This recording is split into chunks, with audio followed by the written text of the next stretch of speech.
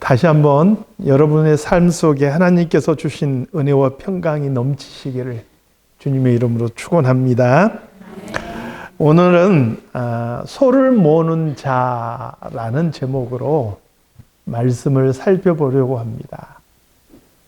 소를 모는 자라고 하니까 어떤 느낌이 드시는지 모르겠지만 적어도 고귀하거나 가치 있어 보이지는 않은 사람이죠. 어찌 보면 세상적으로 보면 하찮아 보일 수밖에 없는 사람인데 오늘 그 사람에 대해서 살펴보려고 합니다. 과거 2010년경에 한 개그맨이 외쳐서 유행시킨 말이 있어요. 무슨 말이냐? 1등만 기억하는 이 더러운 세상. 세상은 1등만 기억하는 경향이 있어요. 그래서 2등만 돼도, 아니 3등만 돼도 사실은 10등 안에만 들어도 잘하는 거잖아요. 그런데 사람들은 1등 못하면 세상 망하는 것처럼 그렇게 반응하더라고요. 1등 옆에 있는 2등은 빛을 못 보는 게 세상의 모습이에요. 그래서 빛나고 탁월한 사람이 있으면 그 뒤를 잇는 사람은 그렇게 부담이에요. 왜요? 비교되니까. 이스라엘 역사상 가장 위대한 선지자가 누굴까? 성경에서 꼽는 가장 위대한 선지자, 바로 모세입니다. 모세에 대해서 신명기 32장 10절에서는 뭐라고 평가하느냐? 다시는 이스라엘에 모세와 같은 선지자가 일어나지 못하였나니 모세는 여호와께서 대면하여 아시던 자요. 이렇게 평가했어요. 이스라엘 역사상 모세와 같은 선지자는 둘도 없는 거예요. 그 뒤를 이은 후계자가 여호수아입니다. 얼마나 부담스럽고 얼마나 두렵고 얼마나 불안했겠어요. 그래서 모세의 뒤를 이은 여호수아에게 하나님께서 하신 말씀이 있어요. 내 평생에 너를 능히 대적할 자 없으리니 내가 모세와 함께 있었던 것 같이 너와 함께 있을 것입니다. 내가 너를 떠나지 아니하며 버리지 아니하리니 너는 강하고 담대하라. 하나님께서 그렇게 위로하시고 격려해 주신 거예요. 그래도 모세에 비해서 여호수아는 그래도 버금가는 사람이긴 해요. 모세만큼은 아니어도 그 근처까지 갈 만한 탁월한 지도자였단 말이죠. 그런데 오늘 본문에 나오는 소 모는 자 삼갈, 혹시 여러분 이 이름을 아셨나요? 이 삼갈이 누군지 혹시 아셨나요? 이 삼갈이라는 사람은 어떻습니까? 사사기에는요, 총 12명의 사사가 나와요. 12명의 사사 이름을 다 외우십시오. 저는 그렇게는 이야기하지 않습니다. 근데 그 중에서 성경에서 많이 조명하고 그 업적들을 이렇게 기록해 놓는 6명의 사사가 있어요. 그 사사를 어떤 분은 대사사, 마치 대선지서, 소선지서 구분하듯이 그 6명을 대사사, 그리고 간략하게 오늘 본문의 삼갈처럼 간략하게 소개하는 이 6명을 소사사 이렇게 구분하기도 해요. 근데 삼갈이 등장하는 이 사사기 3장에는요. 삼갈이 등장하기 이전에 2명이 더 소개되고 있어요. 그 2명 중에 첫 번째 인물이 뭐냐? 첫 번째 사사인 온니엘이에요. 그나스 사람, 갈렙의 아우 온니엘이. 이미 이 여호수아서에서도 소개된 인물이고 사사기 1장에서도 소개된 인물이에요. 이 갈렙이 이 온니엘이라는 사람 최초의 사사이기도 하죠. 메소포타미아 왕 구산 리사다임이 침공했을 때 이 구산 리사다임을 물리치고 이스라엘에 무려 40년 동안의 평화를 가져온 인물입니다. 대단한 사람이에요.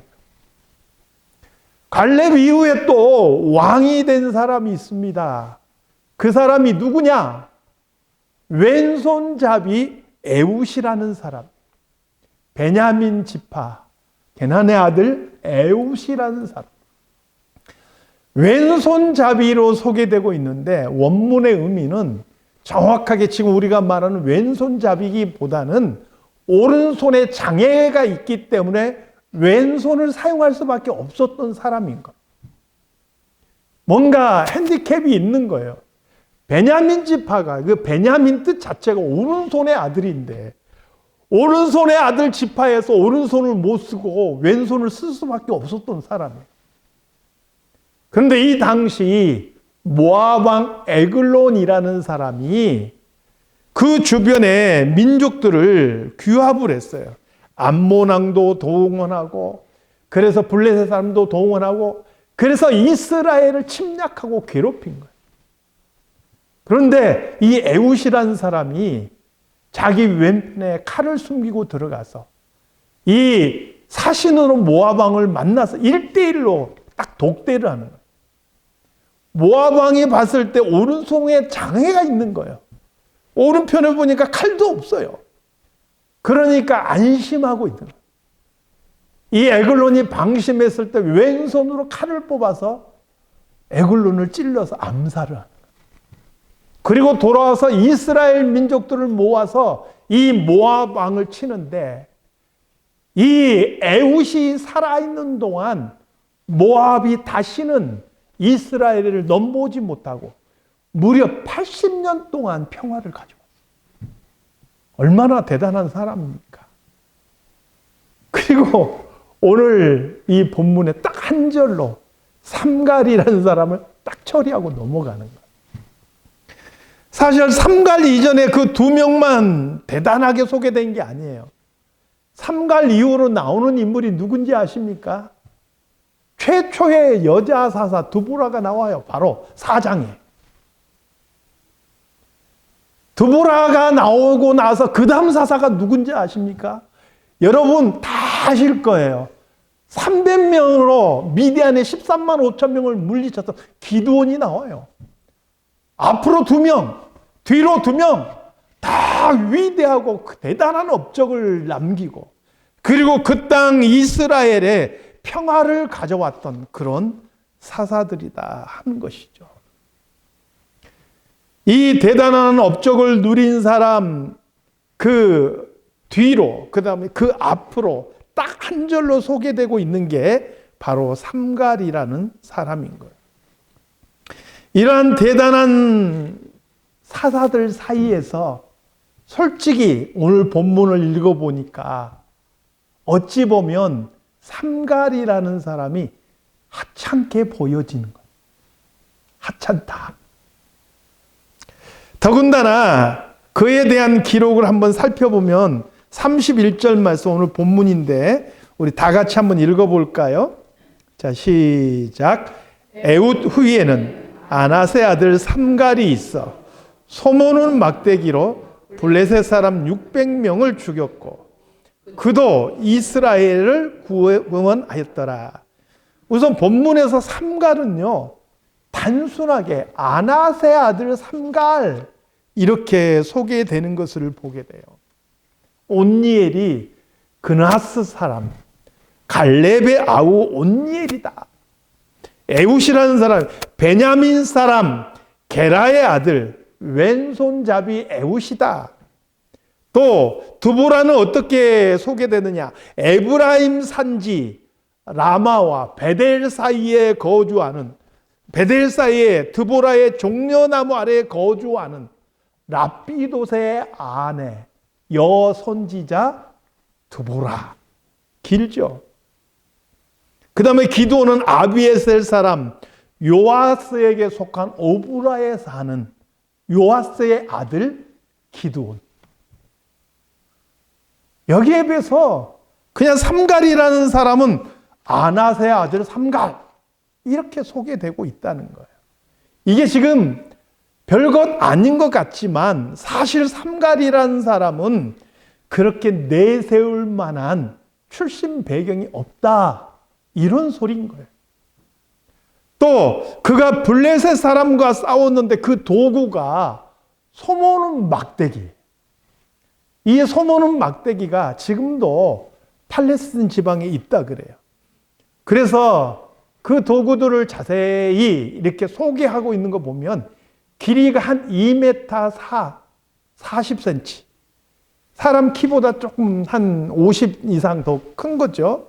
그리고 끝이 뾰족하고 다른 한쪽은 좀 넓적해서 뾰족한 쪽으로 소를 찔러서 몰고 넓적한 쪽으로 땅에 쟁기질을 하고 흙이 달라붙으면 그것으로 흙을 털어내는 그런 농사를 짓거나 그 다음에 소를 몰 때 사용하는 막대기였다 하는 거예요. 지금 이게 무슨 소리냐?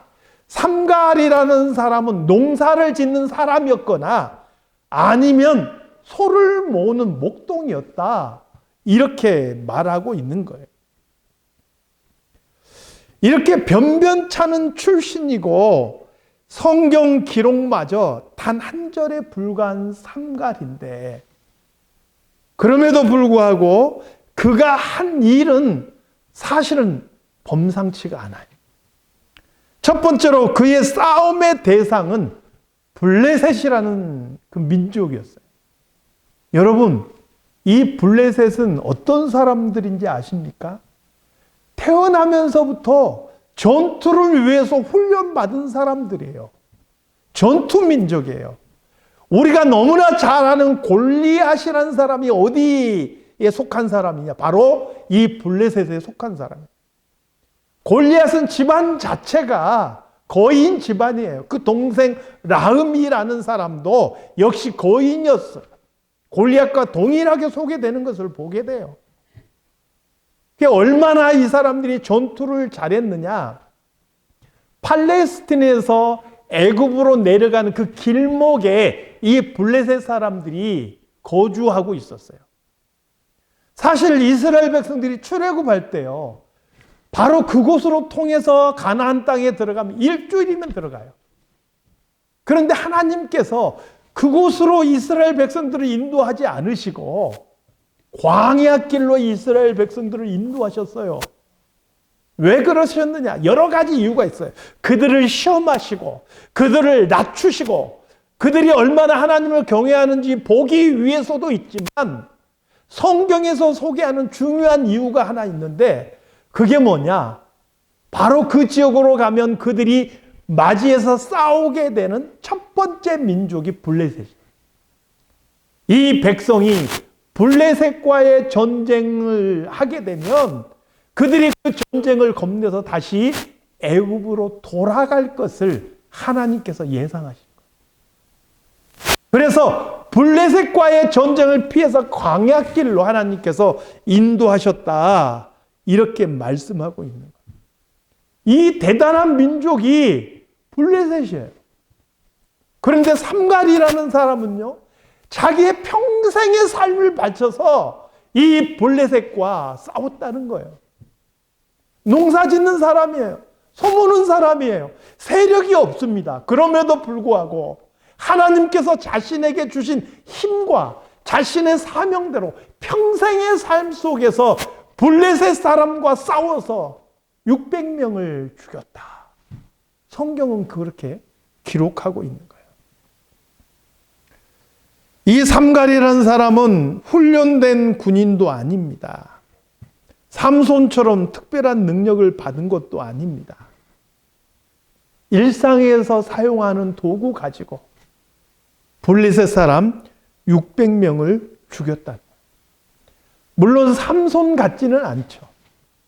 삼손은 한 자리에서 하찮아 보이는 나귀 세턱뼈 가지고 나귀 뼈다귀 들고 블레셋 사람 1,000명을 쳐 죽였다 그랬어요.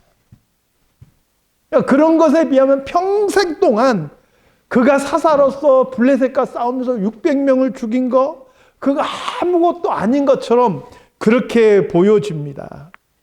실제로 그의 싸움이 블레셋을 완전히 꺾어버리고 그 땅에 평화를 가져왔다. 이렇게 말씀하지는 않아요.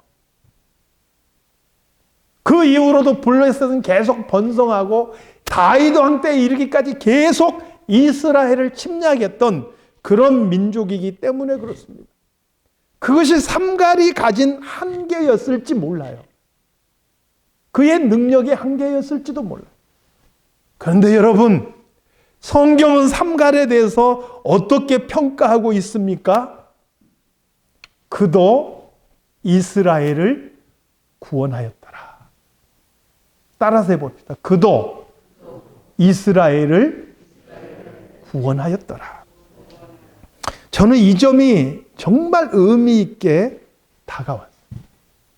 삼갈 외에도요, 소사사로 꼽히는 5명이 더 있습니다. 그들이 무슨 일을 했는가를 살펴봤어요. 딱 한 사람, 삼갈 외에 사사돌라라는 사람이 이스라엘을 구원했다. 어떤 대상은 지칭하지 않아요. 그러나 이스라엘을 구원했다라는 짧은 구절이 한 구절 있었어요. 사사 야일이라는 사람, 사사로 있는 동안 못했나 했더니 아들이 30명이에요. 상식적으로 여러분, 살면서 아들 30명 낳을 수 있어요? 제가 결혼을 30대 했더니 아이들 10명 낳고 싶은데 나이가 이게 많아져서 못 낳겠다. 5명이 끝이었어요. 그런데 30명 낳을 수 있어요, 아들을? 아들이 30이면 딸은 없겠어요? 이게 무슨 소리냐면 부인이 한 사람이 아니란 소리예요. 여러 부인을 거느렸다는 소리예요. 그 아들 30을 놓고 그리고 어린 낙이 30을 탔다는 거예요, 아이들이. 자기 아들들 30명 낳고 그 아들에게 요즘으로 따지면 승용차대씩 딱 빼줬다 이 소리예요. 그리고 성읍 30을 가졌는데 그 성읍을 하본 야일의 동네다 이렇게 불렀다는 거예요. 성읍 30을 가졌어요. 대기업 회장이 자기 아들들에게 다 하나씩 회사 자회사들 하나씩 다 그렇게 물려주고 이렇게 딱 그냥 가족 기업 이렇게 경영하듯이 그냥 30의 성읍을 이렇게 구축하고 그것을 야일의 동네다 그렇게 이름 지었다는 거예요. 사사로서 뭐 했느냐? 내 자식들에게 성읍 물려주고 그것을 통해서 자기네 동네 만들었다. 자기네 기업 일구었다. 이렇게 이야기하고 있는 거예요, 지금. 사사 입산, 아들 30, 딸 30을 뒀어요. 딸 30을 밖으로 시집 보내고 아들들을 위해서 밖에서 여자 30을 데려왔다. 사사된 지 7년에 죽었다. 이게 기록의 다예요. 아들 30, 딸 30은 그 이전에 야일하고 똑같은 얘기예요, 지금. 사사 엘론, 30년 동안 이스라엘 다스렸다. 뭘 했는지 아무런 기록이 없어요. 그냥 30년 동안 사사로만 있었어요. 사사 앱돈, 아들 40명, 손자 30명, 그리고 어린 낙이 70마리를 동원해서 이들에게 주었다. 이게 기록에 답니다. 그들이 사사가 되었지만 한 일이 없어요. 기껏 하면은 그 사사로서의 어떤 자리에서 그냥 마음껏 누리고 살았다. 이렇게 말하고 있는 거예요. 사사돌라 외에 그 땅에 평화를 가져온 사람도 없고 그 땅을 지키기 위해서 헌신했다. 아니면 이스라엘을 구원했다. 이런 기록들이 존재하지 않는 거예요. 처음에 대사사, 소사사 그렇게 구분했죠. 근데 그건 사람이 구분한 거예요.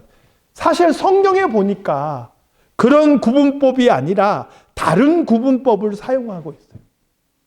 그 땅에 평화를 가져왔거나 이스라엘을 구원한 사사.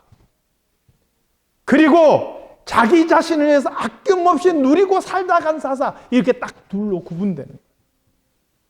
그러니까 성경 보니까 입다나 삼손처럼 위대해 보이고 뭔가 대단한 활동을 한 것 같은데 실상은 그 활동들이 하나님의 뜻을 위한 것이나 이스라엘을 구원하기 위한 것이 아니라 자기 자신을 위해서 살다 간 사람들이 있더라는 거예요.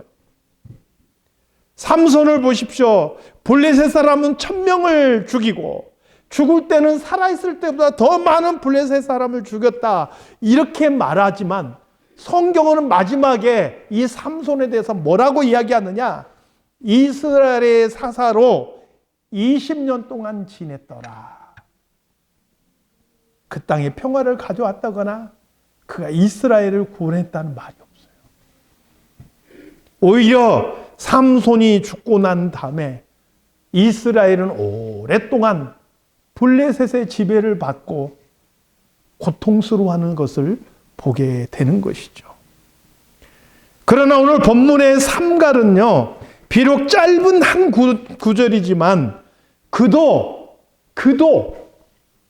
이스라엘을 구원하였더라. 성경은 그렇게 말씀하고 있는 거예요. 삼갈이 죽인 블레셋 사람은 삼손이 죽인 숫자와는 비교할 수 없습니다. 그러나 둘의 평가를 가는 기준은 그들이 쌓은 업적이 아니라는 거예요. 그들이 어떤 일을 얼마만큼 벌이고 어떻게 했느냐, 이것으로 가른 게 아니라는 거예요. 삼갈은 비록 작은 능력을 받았지만 그 능력을 가지고 평생의 삶을 하나님 앞에서 충성하는 삶을 살았던 거예요. 삼손은 큰 능력을 가진 것 같았지만 자신을 위해서 아낌없이 살다가 비록 마지막에 회개하기는 했지만 아낌없이 방탕하게 살다가 그저 이스라엘의 사사였었더라, 이렇게 평가받고 있는 겁니다. 하나님께서는 사람이 이룬 업적의 크기를 보시는 것이 아닙니다. 사람이 일군 세력을 보시는 것도 아닙니다. 그건 사람의 겉모습인 거죠. 그렇잖아요. 그 사람이 얼마나 큰 세력을 가지고 있고 그 사람이 얼마나 큰 업적을 이루었느냐, 얼마나 멋있는 사람이냐, 어떤 능력을 가졌느냐, 이것으로 그 사람을 판단하신 하나님이 아니에요. 사무엘상 16장 7절 말씀 같이 한번 읽어보겠습니다. 자, 시작. 여호와께서 사무엘에게 이르시되 그 용모와 신장을 보지 말라. 내가 이미 그를 버렸노라. 나의 보는 것은 사람과 같지 아니하니 사람은 외모를 보거니와 나 여호와는 중심을 보느니라. 아멘. 하나님께서 사무엘을 베들레헴 사람 이새의 집에 보내셨어요. 하나님께서 사울을 버리셨으므로 새 왕을 기름 부어 세워야 되는데 이새의 아들들 중에서 새 왕이 있다는 거예요.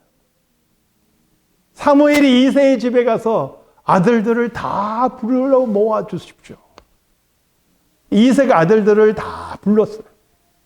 첫째 아들 장남이 엘리압이에요.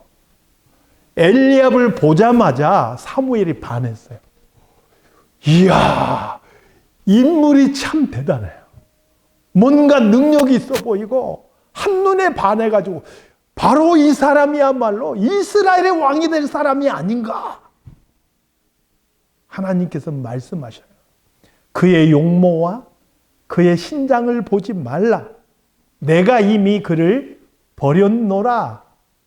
엘리압을 버렸다는 소리가 아니라 왕의 자격이 아니라고 하나님께서 제시켰다는 의미예요. 나의 보는 것은 사람과 같지 아니하니 사람은 외모를 보거니와 나 여호와는 중심을 보느니라. 자식들을 다 봤는데 하나님께서 다 노하시는 거예요. 아니, 아들들이 지금 다 모인 건 맞습니까? 그때서야 이새가 말하는 거예요. 아니요, 우리 집 막내가 있는데 지금 들에서 양을 치고 있습니다. 이게 무슨 소리인지 아세요? 기대할 것 없는 애예요. 그래서 나는 형들 놔두고 걔는 양이나 치게 내보낸 겁니다. 굳이 이 자리에 부르지도 않았어요. 이런 소리예요. 그 그 다윗을 불러왔을 때 성경은 뭐라고 이야기합니까? 이새의 아들 다윗을 만남에 내 마음에 합한 자라.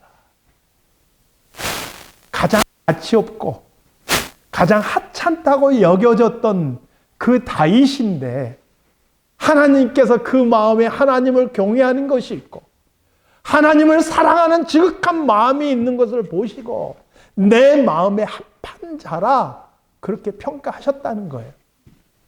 사람이 보기에 그가 얼마나 위대하고 얼마나 크고 얼마나 대단한지는 중요하지 않아요. 그의 마음 중심에 얼마만큼 하나님을 경외하고 하나님을 향한 충성이 있느냐, 이걸 하나님께서는 보신다라는 거예요. 신약의 말씀을 한 번 더 찾아보겠습니다. 누가복음 21장 1절에서 4절입니다. 자, 다 같이 읽겠습니다. 시작. 예수께서 눈을 들어 부자들이 헌금함에 헌금 넣는 것을 보시고 또 어떤 가난한 과부가 2렙돈 넣는 것을 보시고 이르시되 내가 참으로 너희에게 말하노니 이 가난한 과부가 다른 모든 사람보다 많이 넣었도다. 저들은 그 풍족한 중에서 헌금을 넣었거니와 이 과부는 그 가난한 중에서 자기가 가지고 있는 생활비 전부를 넣었느니라 하시니라. 아멘. 오해하지 말고 들으세요. 이거 헌금 많이 하는 것이 나쁘다, 이런 의미가 아니에요. 어떤 의미냐? 부자들이 헌금 넣는데 물론 많이 했겠죠. 그게 나쁘다는 얘기가 아니에요. 과부가 2렙돈을 드렸는데 예수님께서 이 과부가, 가난한 과부가 다른 모든 사람보다 많이 넣었다라고 평가했어요. 부자들이 훨씬 더 많은 액수의 돈을 넣었을 텐데 2렙돈의 가치를 지금으로 환산해 봤더니 불과 1달러 정도밖에 안 돼요. 뭘 사 먹기도 애매한 돈이에요. 아침에 맥도날드 가면 커피 한 잔 1달러에 파나요? 요즘도 파나요? 그 정도의 가치인 거예요. 그것을 드렸는데 예수님은 이 과부야말로 가장 많이 드린 사람이다. 왜요? 다른 사람은 여유 있는 중에 하나님 앞에 드렸지만 이 과부는 자기의 생활비 중에서 가진 것의 전부를 드렸다는 거예요. 세상이 봤을 때는 가장 적은 액수일지 몰라도 이 과부는 전부를 드렸다는 거예요. 하나님께서 그 전부를, 생활비 전부를 드리는 그 과부의 마음을 보신 거예요. 예수님께서 그 마음을 보신 거예요. 그러므로 이 여인의 마음을 가장 무거운 가치로 평가하셨다는 거예요. 사랑하는 성도 여러분, 우리가 하나님 앞에 섰을 때 하나님께서 우리의 삶을 무엇으로 평가하실까요? 내가 이 땅에 있으면서 얼마나 헌금을 많이 드렸느냐로 평가하실까요? 아니면 봉사를 얼마나 했느냐 이걸로 평가했을까요? 이 박 목사를 평가할 때 몇 명을 목회했느냐 이걸로 평가하실까요? 너는 어떤 직분까지 받아봤니? 이런 걸로 평가하실까요? 이런 것이 무의미하다, 그런 의미는 아니에요. 그런데 그보다 더 중요한 것이 있는데 내게 맡기신 직분이나 사명, 내가 받은 달란트가 비록 적다 할지라도 그것으로서 하나님 앞에 변함없이 내가 충성되게 살아가느냐, 하나님께서는 그 마음을 보신다는 거예요.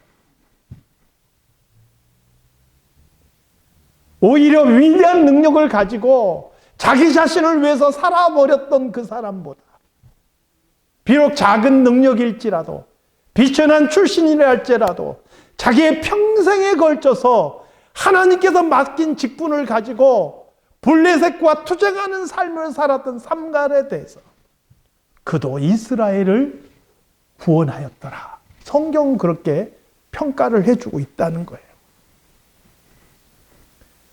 사랑하는 성도 여러분, 위대한 능력을 가진 삼손의 삶보다는 차라리 소문은 목동이지만 그도 이스라엘을 구원하였다라는 삼갈의 삶이 하나님 앞에서 귀하고 아름답지 않겠느냐는 거예요. 물론 삼손이 자신이 받은 능력으로 하나님 앞에 충성했으면 더할 나위 없었겠죠. 중요한 것은 누가 얼만큼 크게 했느냐 작게 했느냐가 중요하지 않다는 거예요. 달란트 비율을 보니까요. 5달란트 받은 자에게나 2달란트 받은 자에게나 예수님께서는 똑같은 평가를 내리시는 거예요. 잘하였도다. 착하고 충성된 종아. 내가 지극히 작은 일에 충성하였으니. 5달란트든 2달란트든 주님 앞에서는 다 작은 일이에요. 근데 보시는 게 뭐냐? 충성을 보시는 거예요. 사랑하는 성도 여러분, 내가 맡은 일이 크든 작든 내 재능이 많든 적든 간에 관계없이 그것을 가지고 내 삶 속에서 최선을 다해서 하나님을 경외하고 충성된 그리스도인으로 살아갈 수 있는 저와 여러분이 다 되시기를 우리 주님의 이름으로 축원합니다. 기도하겠습니다. 하나님, 오늘 우리들의 모습을 돌아보면서 내가 하나님을 향하여서 충성된 사람인지 다시 한번 우리 자신들을 점검해 볼 수 있게 도와주시옵소서. 남과 비교하지도 않게 하시고 내가 가지고 있는 것, 내가 받은 것, 그거 비교하지도 않게 하시고 하나님께서 나에게 맡기신 것 가지고 내가 선 자리에서 충성할 수 있는 우리 모두가 되게 하여 주시옵소서. 예수님의 이름으로 기도드리옵나이다. 아멘.